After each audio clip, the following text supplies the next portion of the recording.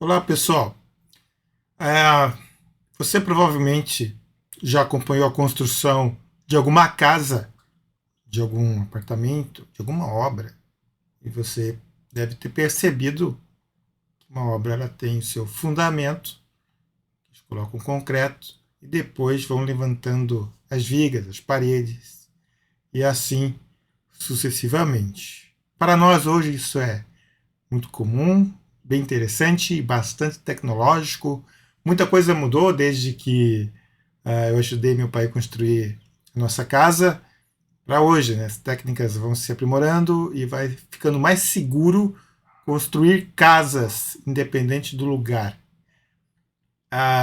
onde que elas estão. Às vezes, num lugar que antigamente não era possível construir uma casa, hoje em dia, com tecnologia, eles conseguem fazê-lo. Também nós temos numa passagem bíblica no Novo Testamento, na continuação do Sermão do Monte, onde Jesus traz alguns dos ensinamentos mais profundos do seu ministério, algo a respeito também de construir sua casa na rocha. Esse é o texto que a gente vai ler hoje, baseado nesses comentários aqui do Mateus para Todos do Interwrite que a gente tem feito. Eu dei uma pausa aí durante o recesso de final de ano, muitas coisas acontecem, mas agora a gente quer retornar com esse projeto aqui que é bem bacana. Estou gostando muito de fazer, por isso quero continuar trazendo esse conhecimento aqui, compartilhar com vocês o que o Interwrite tem, como a gente pode aplicar. Então o texto de hoje ele está aqui em Mateus capítulo 7, 24 a 29. O título que o Interwrite dá para a leitura é a verdadeira obediência. Mas antes de entrar no texto em si, quero trazer para você, bem no começo, fala assim: então, todo aquele que ouve as minhas palavras é como o homem sábio que construiu sua casa sobre a rocha. Já, então, somente bastaria esta frase, esse pequeno texto, para a gente refletir, né, sobre ele. Todo aquele que ouve minhas palavras é como um homem sábio, disse Jesus, que construiu a sua casa sobre a rocha. Já fica com essa meditação no seu coração, mas vamos ler então o texto na sua íntegra. Mateus 7, 24 a 29. Então disse Jesus: todo aquele que ouve as minhas palavras é como o homem sábio que construiu sua casa sobre a rocha. Caiu uma chuva pesada, os rios transbordaram, os ventos sopraram e bateram contra a casa, mas a casa não caiu, pois estava alicerçada na rocha. Todo aquele que ouve as minhas palavras e não as pratica é como o homem insensato que construiu sua casa sobre a areia. Caiu uma chuva pesada, os rios transbordaram, os ventos sopraram e bateram contra a casa, e a casa caiu. E caiu com grande estrondo. Assim, quando Jesus acabou de dizer essas palavras, a multidão estava atônita com seu ensinamento. Vejam que ele as ensinava com quem tem autoridade e não como os escribas ensinavam. Que é o texto bíblico. Agora a gente vai fazer algumas considerações em cima do que o Interwrite também comenta. Eu entendo que ele foi muito feliz aqui na colocação que ele trouxe, na reflexão que ele traz para a gente. A gente precisa aprender, quando ler um livro, a dialogar com o autor do livro, para ver se realmente o que ele está dizendo faz sentido ou não. A gente tem essa liberdade de questionar. O Interwrite ele começa a trazer o ensinamento desse texto com uma ilustração de pessoas que estão subindo uma montanha. E ao subir essa montanha, essas pessoas vão deixando pequenos marcos, sinais, para que elas não se percam durante a caminhada e durante a subida e durante a descida. Ele fala assim de um monte que provavelmente às vezes chove, às vezes tem neblina, pode ser um lugar que pode nevar. Então, os alpinistas, os montanhistas, eles deixam marcas para que não se percam, para que não andem em círculos, para que consigam retornar depois para o seu ponto de origem. Então são pequenos marcos. E ele traz essa analogia para o texto de Mateus também. O Interwrite ele quer trazer com essa analogia um ensinamento muito profundo que ele entende ter ali no texto final que Mateus registra, no versículo 28. O Interwrite afirma o seguinte: ele completa o longo sermão do monte, quer dizer, Mateus completa ali, com o seguinte comentário. Assim, quando Jesus acabou de dizer essas palavras. Quando Jesus acabou de dizer essas palavras se referiam ao quê? A todo o contexto anterior do Sermão do Monte. Todos os ensinamentos profundos que Jesus trouxe para os discípulos, para a multidão que estava ali perto também. Então é este. Só que a gente, quando lê, às vezes não percebe esse pequeno detalhe. Quando Jesus acabou de dizer, é uma intersecção, é uma separação que Mateus faz, porque mais para frente, na continuação da leitura do seu Evangelho, a gente vai perceber mais 4 separações. Essa é a primeira. O N.T. Wright ele aponta muito bem isso. Eu nunca tinha percebido ao ler, mas ele, como estudioso, nos traz esse ensinamento profundo.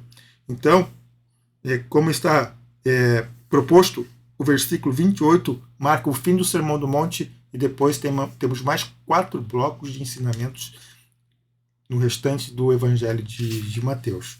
E eu tomo a liberdade de trazer as anotações que eu fiz a respeito dos comentários do N.T. Wright. Ele fala assim, alguns trechos que Mateus destaca. Depois do longo capítulo das parábolas, encontramos, entre aspas, assim, quando Jesus terminou essas parábolas, no capítulo 13.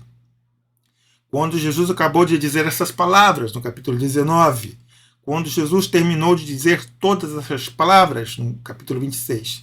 Então, Mateus nos conduz, passo a passo, como que subindo essa montanha, que nós falamos antes, até a última nuvem se dissipar e nos encontrarmos de pé sobre o topo atordoante, entendendo pelo menos quem Jesus é e o que ele veio fazer. Então, cada marco do Evangelho de Mateus, com essas palavras, esses marcos textuais, elas nos levam cada vez mais perto do conhecimento mais profundo de Jesus. Essa é a maneira com que Mateus marca os 5 grandes blocos de ensinos em seu Evangelho. Estamos no fim do Sermão do Monte, capítulo 5 a 7. No capítulo 10, ele consiste de instruções para os discípulos referente à missão deles.